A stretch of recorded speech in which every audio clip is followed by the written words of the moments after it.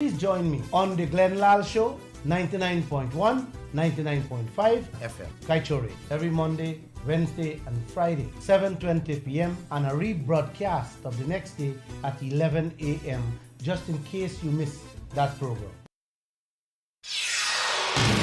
This is the news on top of the hour. Live from our studio in Georgetown. Kaieteur Radio, 99.1 FM.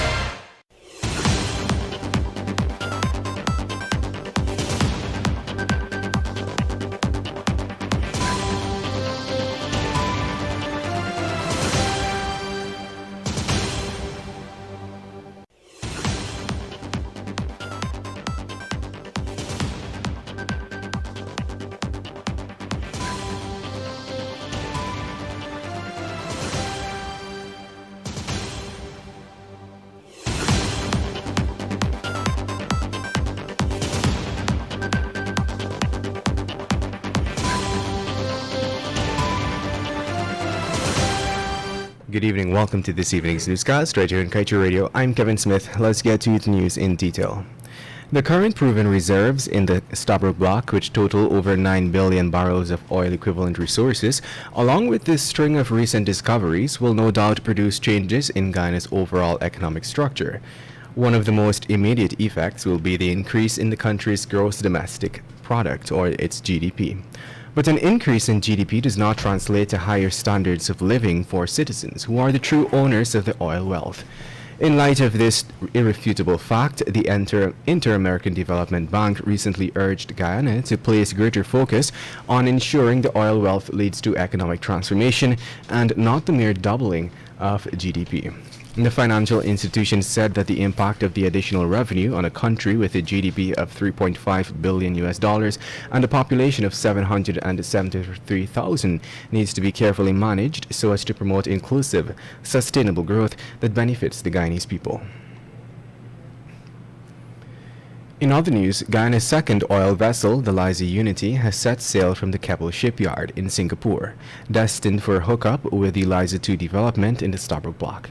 This even as ExxonMobil announces still more discoveries in a prolific concession.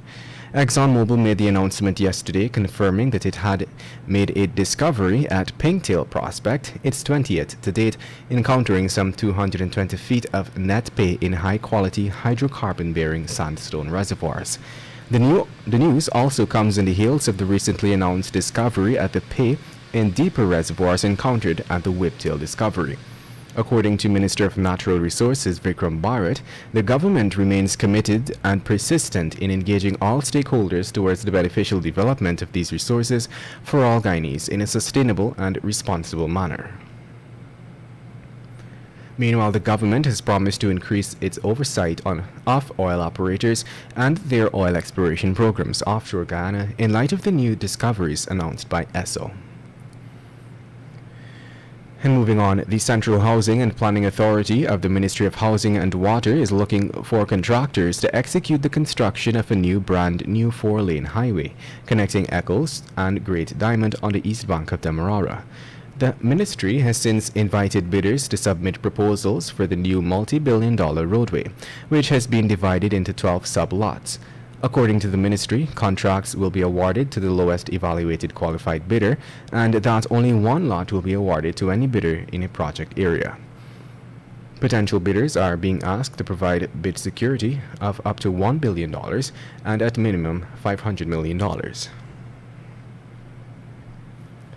And moving on, a number of civil society organizations and individuals have come together to create the nation's latest advocacy group, Article 13, aimed at ensuring that the people of Guyana are represented and heard at all levels in debating Guyana's development and in achieving a thriving and sustainable society.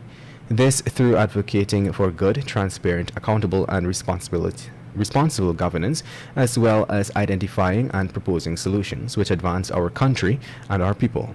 The grouping has since pledged to work with all Guyanese in the securing of inclusionary democracy, good governance, and a better future for all. According to the group, more than 40 years since its pronouncement in the 1980 Constitution, and almost 2 decades since that objective was elevated to a right protected under Article 149(2) of the Constitution, Article 13 remains an unfulfilled constitutional mandate. And now let's tell you, relatives of a Guyanese man who reportedly went missing in Venezuela 2 years ago are currently doing all they can to find him. The missing man has been identified as 31-year-old Ijaz Muhammad.